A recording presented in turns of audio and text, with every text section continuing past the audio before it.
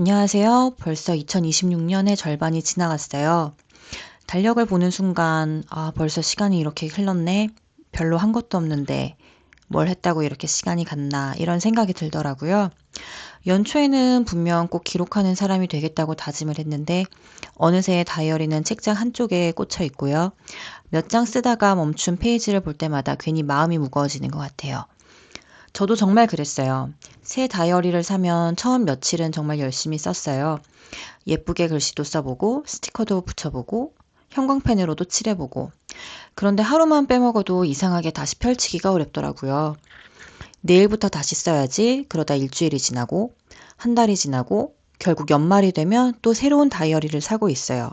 어느 순간 깨달은 게 의지가 강해야 기록을 오래 하는 건 아닌 것 같더라고요. 저는 어느덧 10년 이상 기록을 이어오고 있는데요. 물론 하루도 빠짐없이 쓴 건 아니에요. 몇 주를 쉰 적도 있었고, 한 달 가까이 기록하지 않았던 적도 있었어요.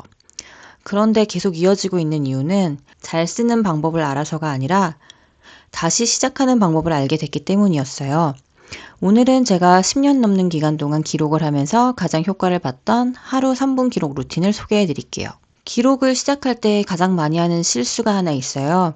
처음부터 너무 잘 쓰려고 하는 거예요. 오늘은 한 페이지를 꽉 채워야 할 것 같고, 감사일기도 써야 할 것 같고, 계획도 세우고, 반성도 하고. 그런데 그렇게 생각하는 순간 기록이 숙제가 되어버려요. 그래서 저는 목표를 아주 작게 바꿨어요. 다이어리만 펼치기. 딱 여기까지요. 신기하게도 다이어리를 펼치면 한 줄을 쓰게 되더라고요. 한 줄을 쓰면 두 줄이 되고, 두 줄을 쓰면 어느새 한 페이지가 채워져요. 그래서 저는 항상 이렇게 생각해요. 루틴은 많이 하는 사람이 만드는 게 아니라 시작하기 쉬운 사람이 만드는 거라는 걸요. 지금 당장 책상에 앉기 또는 다이어리 펼치기 등 기록하는 습관을 위한 작은 행동을 만들어 보세요. 예전에 저는 하루만 빼먹으면 포기했었는데요. 또 실패했네, 이런 생각이 들었거든요. 그런데 기록을 오래 하시는 분들을 보면 공통점이 하나 있어요. 하루를 빼먹어도 일주일을 쉬어도 아무렇지 않게 다시 시작을 하더라고요. 저도 그걸 따라해 봤어요. 그랬더니 훨씬 오래 쓰게 되더라고요. 우리는 너무 자주 매일 해야 성공이다 라고 생각을 해요. 그런 완벽주의는 금방 지치게 만들더라고요. 저 같은 경우 아이가 아프거나 하면 일상 리듬이 무너져서 일주일은 다이어리를 못 쓰는데 그런 저의 일상을 받아들였어요. 여러 번 빠지고 오래 빠져 누더기 같이 보여도 그냥 다시 앉아서 기록을 해요. 그랬더니 10년 넘게 이어서 기록을 하게 되더라고요. 특히 살다 보면 급한 일도 생기고 내가 아플 수도 있고 또 이런저런 일이 생기잖아요. 예상대로 흘러가는 날보다 그렇지 않은 날이 훨씬 많더라고요. 그래서 갓생보다는 현생에 맞는 루틴이 더 중요하다고 생각을 해요. 일기를 빠뜨리는 날이 길어질수록 결국 다이어리를 펼치는 것 자체가 싫어졌어요. 그래도 지금은 그냥 가볍게 지나가요. 빈 페이지가 있어도 괜찮고 그 대신 오늘 날짜부터 다시 시작을 해요. 저는 빈 페이지도 제 삶의 일부라고 생각을 해요. 아이가 아팠던 시간일 수도 있고 제가 지쳐 있었던 시간일 수도 있으니까요. 완벽한 다이어리보다 계속 이어지는 다이어리가 훨씬 가치 있다고 생각을 해요. 여기까지 들으면 그래 나도 작게 시작하고 부담을 내려놔야겠다 이렇게 생각하실 수도 있어요. 그런데 솔직히 말씀드리면 그것만으론 오래가기 어렵더라고요. 왜냐면 사람은 의지보다 환경의 영향을 훨씬 많이 받기 때문이에요. 오늘 기록하려고 앉아 있는데 어느 노트에 쓰지? 펜은 어딨지? 오늘은 이 노트에 쓸까? 저 노트에 쓸까? 이런 사소한 고민 결정해야 할 일이 생기면 기록은 내일로 미뤄지기 시작해요. 그래서 저는 기록을 쉽게 만드는 시스템을 만들었어요. 다이어리는 하나, 그리고 펜은 사색 펜 하나.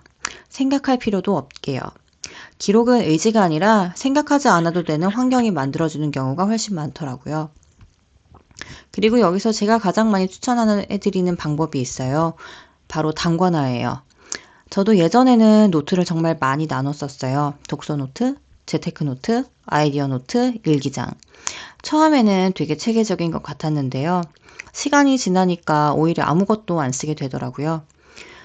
독서 노트는 한 달에 한 번, 재테크 노트는 생각날 때마다, 그리고 아이디어 노트는 어디에 적었는지도 모르겠고요. 그래서 어느 날 다 정리를 했어요. 그래서 저 같은 경우는 다시 다 줄여서 일정 관리용 플래너랑 다이어리를 쓰고 있어요. 다이어리에는 일기도 쓰고 독서 메모도 쓰고 유튜브 아이디어도 쓰고 재테크 생각도 적어요. 초보자일수록 노트를 여러 권으로 나누기보다 한 권에 모든 걸 모으는 게 훨씬 오래 가더라고요. 대신에 한 권에 다 쓰면 나중에 찾기 어렵지 않냐고 많이 물어보세요. 그래서 저는 색깔펜으로 카테고리를 구분해서 써요. 검정은 일상기록, 파랑은 감정이나 가족, 초록은 소비나 재테크, 빨강은 꼭 기억해야 할 내용. 저는 색깔만 바꿔도 나중에 찾기가 정말 편하더라고요. 다이어리를 넘겨보다가 초록색만 보여도 이때 이런 소비를 했구나 바로 기억이 나요. 기록은 예쁘게 꾸미는 것보다 나중에 다시 보기 쉽게 만드는 게 훨씬 중요하다고 생각을 해요. 기록을 하다 보면 내가 자주 쓰는 주제가 나와요. 일주일에 몇 번씩 기록을 할 것 같은 주제는 노트를 그때 분거나 해도 늦지 않아요. 처음에는 한 권의 내 생각을 모두 다 정리하는 거예요. 그래서 많은 분들이 물어보세요. 다이어리는 아무거나 써도 되나요? 솔직히 말씀드리면 아무거나 써도 기록은 할 수 있어요.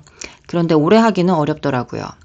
저도 예전에는 공책이면 다 똑같지라고 생각을 했어요.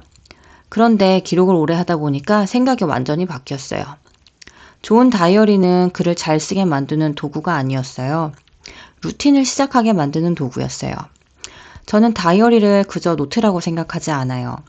책상 위에 늘 놓여있는 작은 가구 같은 존재라고 생각을 해요. 지나가다가 한번 보고 손이 닿고 자연스럽게 펼쳐지는 그런 존재요. 계속 펼치게 만드는 도구예요. 책상 위에 늘 같은 자리에 놓여있는 다이어리, 그걸 보는 순간 오늘 3분만 써볼까? 라는 생각이 자연스럽게 들어요. 그리고 손에 닿았을 때 기분이 좋고 펼쳤을 때 설레는 다이어리는 자꾸 손이 가더라고요. 반대로 마음에 들지 않는 노트는 기록도 자꾸 미루게 되었어요. 저는 기록을 시작하는 분들께 비싼 다이어리를 사라고 말씀드리는 게 아니에요. 내가 자꾸 펼치고 싶은 다이어리 한 권은 꼭 준비해 보세요. 그 한 권이 생각보다 여러분의 루틴을 오래 붙잡아 줄 거예요. 저 같은 경우 다이어리를 고를 때 예쁜 것보다는 계속 펼치고 싶은가를 먼저 봐요. 종이의 촉감, 펜이 써지는 느낌, 책상 위에 놀려두고 싶은 디자인, 이런 사소한 것들이 생각보다 루틴을 오래 이어주는 힘이 되더라고요.